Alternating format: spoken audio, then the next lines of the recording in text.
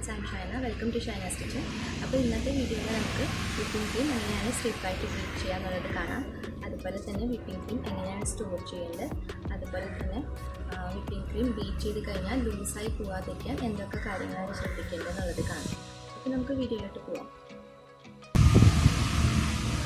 അപ്പോൾ whipping cream നമ്മൾ കടയിൽ നിന്ന് വാങ്ങുമ്പോൾ അവരെങ്ങനെയാണ് സ്റ്റോർ ചെയ്യുന്നത്?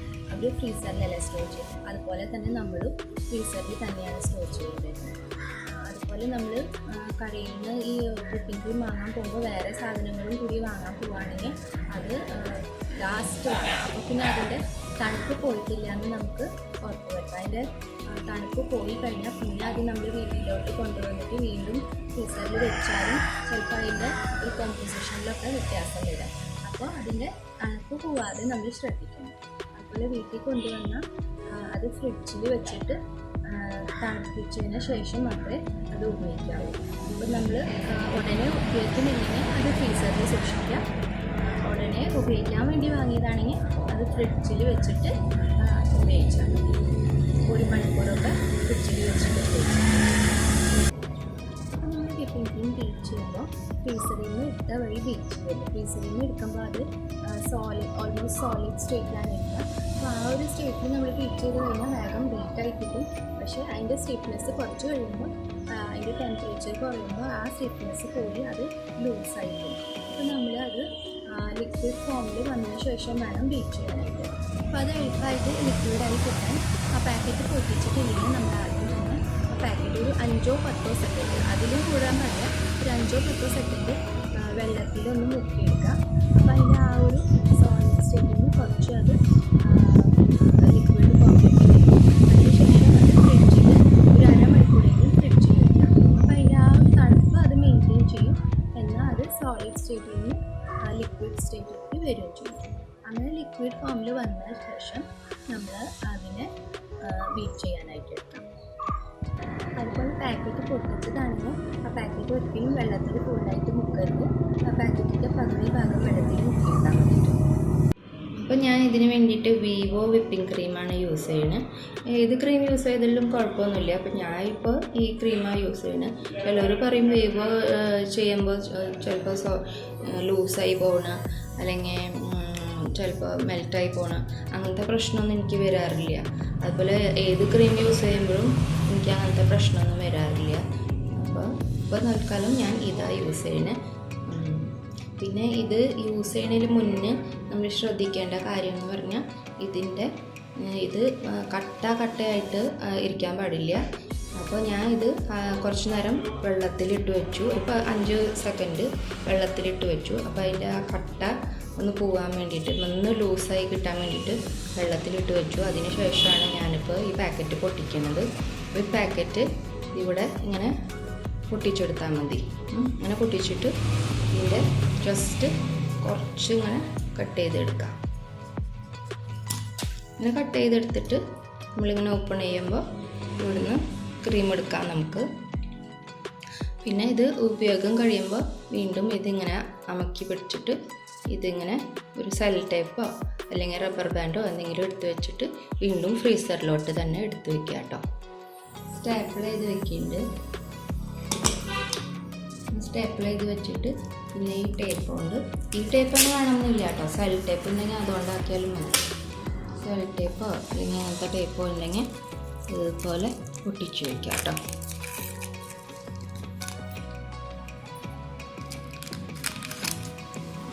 അങ്ങനെ ഒട്ടിച്ചിട്ട് വീണ്ടും ഫ്രീസറിലോട്ട് വെച്ചാൽ മതി. അല്ലെങ്കിൽ നിങ്ങൾ ഉടനെ ഉപയോഗിക്കുന്നുണ്ടെങ്കിൽ ഫ്രിഡ്ജിൽ വെച്ചാലും മതി.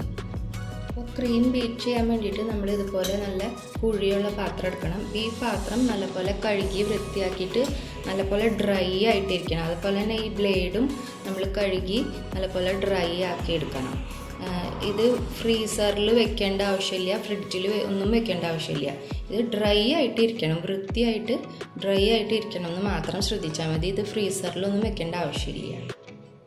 ഞാനിതിലേക്ക് ഒരു 1/2 കപ്പ് ക്രീം എടുക്കുന്നുണ്ട്. അപ്പോൾ ഇത് കണ്ടോ, ഇത് ലൂസായിട്ടായിരിക്കണം, പക്ഷേ ഇതിന് തണുപ്പ് ഉണ്ടാവണം, പക്ഷെ കട്ടയൊന്നും ഉണ്ടാവാൻ പാടില്ല. അത് മാത്രം ശ്രദ്ധിച്ചാൽ മതി.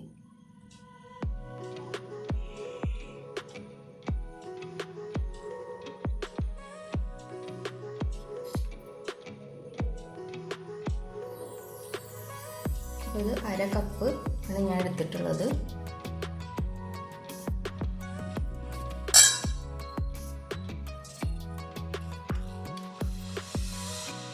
കപ്പ് എടുത്തിട്ടുണ്ട്. ഇത് ഇതുപോലെ ലൂസായിട്ടിരിക്കണം. നമുക്കിത് ബീറ്റ് ചെയ്ത് തുടങ്ങാം. ഫുൾ സ്പീഡിൽ തന്നെ ബീറ്റ് ചെയ്യാം കേട്ടോ, അല്ലാണ്ട് സ്ലോ സ്പീഡ് അങ്ങനെയൊന്നും നോക്കേണ്ട ആവശ്യമില്ല. ഫുൾ ബീറ്റായി കഴിഞ്ഞാൽ നിർത്താം, അത്രേ ചെയ്യേണ്ടത് നമ്മൾ.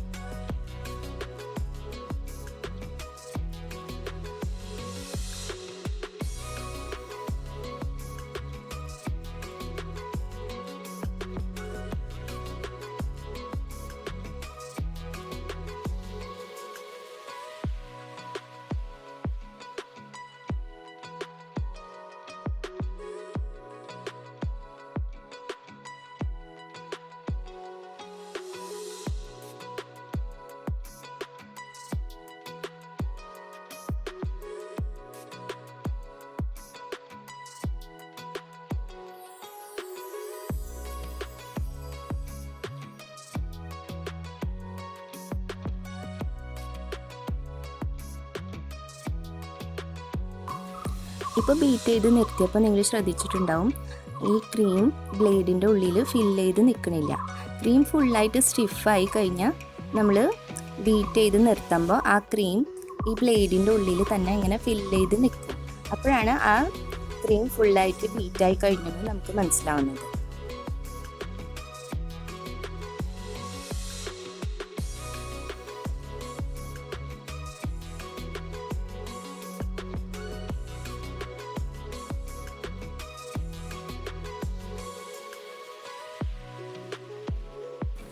ഇപ്പം ബീറ്റ് ചെയ്ത് നിർത്തിയപ്പോൾ ഈ ക്രീം ഈ ബ്ലേഡിനുള്ളിൽ തന്നെ ഫില്ല് ചെയ്ത് നിൽക്കുന്നുണ്ട്.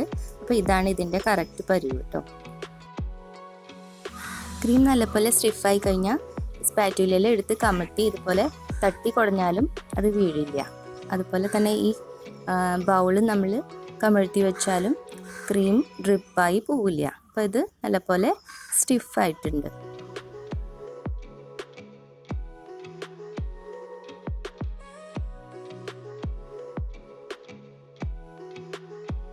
അപ്പോൾ ഞാനിത് കമഴ്ത്തി കാണിച്ചു തരാം. കണ്ടോ, ക്രീം ഒട്ടും അനങ്ങിയിട്ടില്ല, അങ്ങനെ തന്നെ ഇരിക്കുകയാണ്. അപ്പോൾ ഈ ക്രീം നല്ലപോലെ സ്റ്റിഫായിട്ടുണ്ട്. ഇതുപോലെ സ്റ്റിഫായി കഴിഞ്ഞാൽ പിന്നെ ഇത് ബീറ്റ് ചെയ്യരുത്, അല്ലെങ്കിൽ ഓവർ ബീറ്റായിട്ട് ഇതിൽ ഒരുപാട് എയർ കയറും. പിന്നെ നമുക്കിത് പൈപ്പിംഗ് ചെയ്യാനൊക്കെ ബുദ്ധിമുട്ടാവും. നോസിൽ എങ്ങനെയാണ് വെക്കുകയെന്ന് കാണിച്ചു തരാം. അപ്പോൾ ഈ കവറിൽ ഇതുപോലെ നോസിൽ വെച്ചിട്ട് പ്രസ് ചെയ്ത് പിടിക്കുക. എന്നിട്ട് ഈ ഡിസൈൻ എവിടെ വരെ ഉണ്ടെന്ന് നോക്കിയിട്ട് ഇങ്ങനെ പ്രസ് ചെയ്ത് കൊടുക്കാം. പ്രസ് ചെയ്തിട്ട് ഈ നോസിൽ ബാക്കിലോട്ട് ആക്കിയിട്ട് കട്ട് കൊടുക്കാം. എന്നിട്ട് നോസിൽ വീണ്ടും വെച്ച് നോക്കാം. അപ്പോൾ ഡിസൈൻ ശരിക്കും പുറത്തോട്ട് വന്നിട്ടില്ല എന്ന് തോന്നുകയാണെങ്കിൽ വീണ്ടും കുറച്ചും കൂടി കട്ട് ചെയ്ത് കൊടുക്കാം.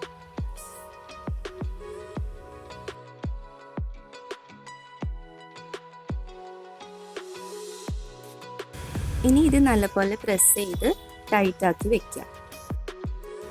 ക്രീം പൈപ്പിംഗ് ബാഗിൽ എളുപ്പത്തിൽ ഫിൽ ചെയ്യാനായിട്ട് ഒരു ഗ്ലാസ്സിലോട്ട് പൈപ്പിംഗ് ബാഗ് ഇറക്കി വെച്ച ശേഷം ഇത് നല്ലപോലെ ഓപ്പൺ ചെയ്ത് വെക്കാം. എന്നിട്ട് ഇതിലേക്ക് ക്രീം ഫിൽ ചെയ്ത് കൊടുക്കാം. ക്രീം നല്ലപോലെ ഈ ബാഗിലോട്ട് നല്ലപോലെ ഫിൽ ചെയ്ത് കൊടുക്കാം. ഇതുപോലെ പ്രസ് ചെയ്ത് ഫിൽ ചെയ്ത് കൊടുക്കാം.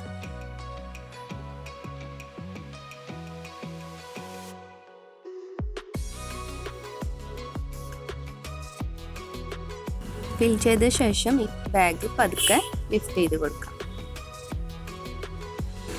എന്നിട്ട് ഇതുപോലെ പ്രസ് ചെയ്ത് കൊടുക്കാം. നമ്മൾ ഈ ക്രീം ഇരിക്കുന്ന ഭാഗത്ത് കൈകൊണ്ട് തൊട്ട് കഴിഞ്ഞാൽ ഈ ക്രീം മെൽറ്റായി ലൂസാവാൻ സാധ്യതയുണ്ട്. ഈ 2 ഭാഗത്ത് തൊട്ടാൽ കുഴപ്പമില്ല കേട്ടോ. അപ്പോൾ ഈ ക്രീം പൈപ്പ് ചെയ്ത് കാണിച്ചു തരാം.